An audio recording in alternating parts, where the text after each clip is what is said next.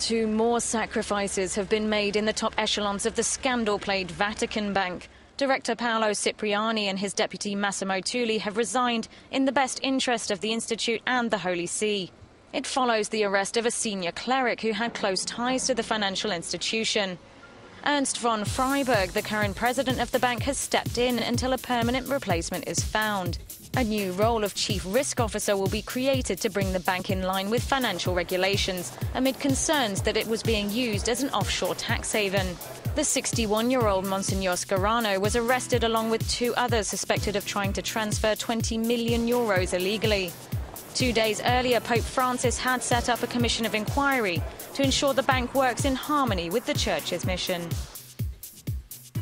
Now, strangely enough, that sounds like two Vatican priests had to step down because of banking scandal. Yeah, well, you think? Is that what that was? That's what that was. There was a huge scandal involving the Vatican Bank.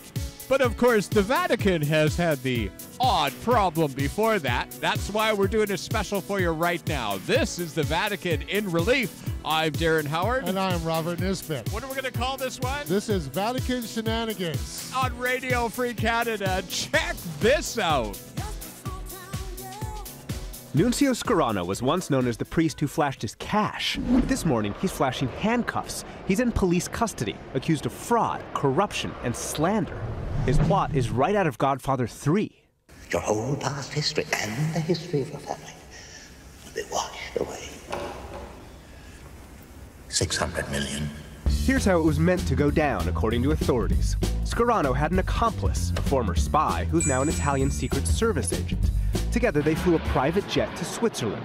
They planned to pick up $26 million in cash, then fly back, evade customs, drive to Scarano's house in an armored convoy, and deliver the loot to three brothers who were shipping magnates in order to avoid taxes. The plan was scuttled at the last minute, apparently, because it was too complicated. The Vatican Bank is supposed to be the holiest in the world, but corruption's been part of it since, well, the 16th century, when the Borgias were in charge. The sinner would pay for his or her forgiveness in coin, gold, silver, promissory notes. Back in 1982 in London, the man known as God's banker was found hanging from a bridge, his pockets full of cash and bricks. But today, Pope Francis promises to fight corruption. He recently pointed out that St. Peter didn't have a bank account. Pope Francis is very serious, for example, about reforming Vatican finances, and I think he believes he has a mandate to do so. As for Scarano, this is the second allegation he faces. He's also accused of taking $700,000 that was donated for the terminally ill, and instead using it to pay off his mortgage. And Scarano, who was a bank teller before he became a priest, says through his lawyer that he's innocent and can explain everything. But this morning, the Vatican's admitting that its problems in its banks might even be getting worse. It says last year it caught 6 possible attempts of money laundering. This year, that number already is 7. Well, it's nice to see the Vatican represents morality as well as the U.S. represents the rule of law.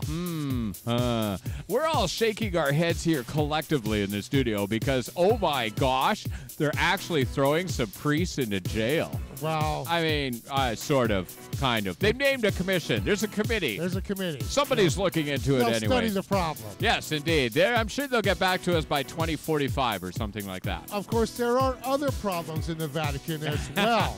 I think it's got something to do with that whole celibacy thing. I don't know. The whole celibacy thing. We're left over from the Dark Ages, just like our monarchical, our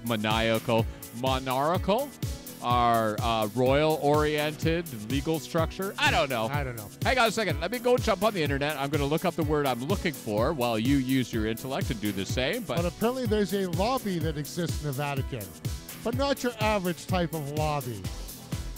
Well, you know, the mention of a gay lobby first came to light when Benedict XVI resigned. He had ordered a special investigation into the obvious scandal surrounding his butler, who was convicted of leaking documents. This so-called red secret dossier had claims that there was a gay lobby that was part of the corruption inside the Roman Curia. And Pope Francis's mention of that basically puts it on the record. This is the first time, of course, a pope has spoken so candidly about the problems within the Vatican. Vatican. We don't have an official statement from the Vatican. We only have what the Pope said.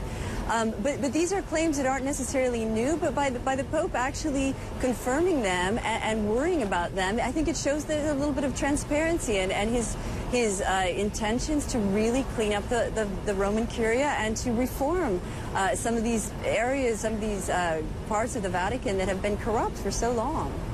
How do you think that's been taken more widely at the Vatican? Well, I think people are probably very nervous. You know, this Pope assigned 8 cardinals to help him in the reforms, cardinals who are very much outside of the Roman inner circles. And I think people who have enjoyed the status quo within the Vatican for a long time are very nervous. You know, reforming the Roman Curia is not an easy task. And if you know, by all standards of measure, the Pope Francis plans to do just that. This hard work ahead, you know, he's not had 100 days in office yet, and he's done quite a bit, much more than the last Pope in his entire reign in terms of these sorts of reforms and important work at the Vatican. So I just still didn't make it to the internet. You know how we have a medieval legal structure. Oh, I know. Say they have a medieval kind of theistic structure. We have a medieval legal structure. It's draconian, our liquor laws in British Columbia. Oh, it's ridiculous. You know, so but you know, at least they're not strapping us down to tables and taking our blood yet. Messed up. Okay, check out Winning Hearts and Minds, the show that we put up that has some interesting stuff in it. But oh my goodness, well, a of gay course, lobby. Well, yeah, of course. And he comes out and admits that a gay lobby actually exists in the Vatican. Okay. Of course, a couple days later, this hits the news. Hello, everyone, and welcome to this breaking news from Rome, right outside St. Peter's Square here at Vatican City. A scandal almost beyond imagination is about to crash over the Vatican here. It involves a homosexual prostitution ring with young teenage males and roughly 10 to 20 Roman clergy, including, according to initial reports, at least 4 bishops may also somehow be involved. Also related, the recruiter for the boy prostitution ring has reportedly stolen consecrated hosts and sold them to Satanists in and around Rome. This sounds like it's totally made up. It is absolutely what's going on right now. All of this has come to light, apparently, based on the testimony provided to Rome police and prosecutors, as well as video and pictures provided by this former priest who is convicted of sex abuse, who tried to come to the Vatican here and get reinstated as a priest after serving 5 years in Italian prison, but he was refused by the Vatican. Infuriated, reports are he blew the whistle on the whole sex ring and took pictures, video, and even one of the former male prostitute boys as a corroborating witness to the police and to the prosecutors. And to add to his credibility, he was reportedly accompanied by 2 senior Vatican clergymen who vouched for his story to the police and Roman authorities. Now, we cannot at this point confirm if the emergency meeting that was called at the Vatican 2 days ago by Pope Francis for the curial cardinals was related to this. So all we can ask you is at this point to stand by for more reports as details come to light. It seems apparent that at this point in Rome, authorities may soon be making some arrests, and some of them may involve clergy with ties to the Vatican. So I would like to take out a moment in silence and absolute intellectual awe on digging. First of all, thank you, Robert, for bringing me that story. And it was irresistible. Oh my goodness! I mean, are you serious? We can't make this crap up.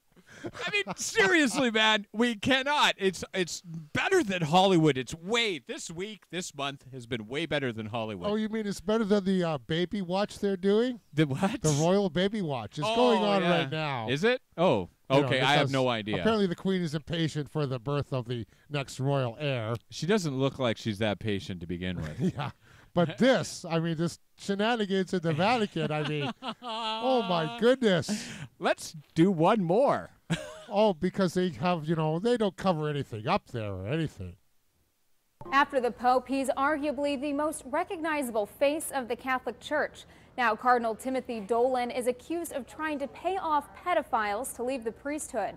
As part of a deal reached with sex abuse victims in its bankruptcy case, the Catholic Diocese of Milwaukee released more than 6,000 documents detailing sex acts with children, at least one of which involved an animal, as well as accounts of priests soliciting victims in the confessional. Some allege these documents offer proof Dolan, when at the time was leading the Milwaukee Archdiocese, moved church funds to protect them from going to child abuse victims. In a letter to the Vatican, Dolan wrote, "By transferring these assets to the trust, I foresee an improved protection of these funds from any legal claim and liability." A transcript was also released from a videotaped deposition in the lawsuit in which he said stipends given to priests who left the ministry was not a practice but done on occasion. Critics say these bonuses awarded to priests were nothing more than an attempt to conceal evidence of abuse. The attorney representing the nearly 600 men and women who claim they were sexually abused by Milwaukee priests called the revelations shameful and shocking. The Milwaukee Archdiocese is the 8th in the church to file for bankruptcy as a way of minimizing its liability in sex abuse lawsuits.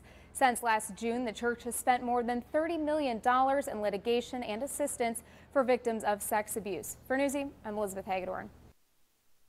The ultimate in hypocrisy, a church is maneuvering to diminish the effects of liability from its priests sexually assaulting children. By paying off those priests to leave the diocese because they sexually assaulted children. And then they transfer money out of the bank account that's supposed to pay for these sexual assaults because they're getting sued for the sexual assaults. You just can't make this stuff up. I mean, come on. Seriously. I mean, they're sitting there saying, well, we're a legitimate church? The guys you're laundering money. You're running a gay rent-a-boy sex ring. You're quitting. You know, it's just getting ridiculous. And we're not making this up. What we say around here is we do not create commercials that say, trust us, we're your news authority, because we don't want you to. We want you to use your intellect, your intelligence, and stand in awe of the amazingly internally corrupt Catholic Church. I know. I mean, do they really have the right to exist anymore? It's blowing me away. And remember, while they sit on golden thrones and explain that they don't have money to feed the poor, we are endeavoring to feed the poor right here at Radio Free Canada. Please join us in our municipal sustainability program coming out September of 2013 in Kelowna, British Columbia, open source to the entire internet world so that we can start phasing out little boy touchers in robes who are kind of creepy and weird. I'm Darren Howard. And I'm Robert Nisbet. What do you got? We're coming back with Food Matters. Things that matter in the food world just for you. And thanks so much for joining us. Please check our facts. We're not saying trust us. It's independent media for the intellectual mind. Since 1971, when President Nixon took the United States off what was left of the gold standard, the world has operated under a system of money called fiat. The dollar, the pound, the euro are all government fiat currencies. Fiat is a Latin word meaning let it be so. It is the law that this government currency be money. Indeed, without that legal enforcement, and the fact that we must pay taxes in this money, that dollar bill or that computer digit that represents a dollar would be pretty much meaningless. Only the government has the power to issue fiat money, but banks can create it through lending. If somebody wants to borrow $10, a bank can create it from nowhere and lend it. It can then charge interest. Banks also create money by lending against an asset, such as a house. They're given the deeds to the house, and they create the money out of nowhere and lend it, at interest, of course. But who benefits? Of course, those that have the power to issue money, governments and banks. They haven't had to do anything productive, they just create money. However money is created, be it through lending, fractional reserve banking, financial bailouts, or old-fashioned money printing, banks are always at or near the top of the money-issuing pyramid. In reality, this process of creating money only redistributes wealth from the bottom to the top of the pyramid. And thus that ever-increasing gulf between rich and poor gets bigger and bigger and bigger.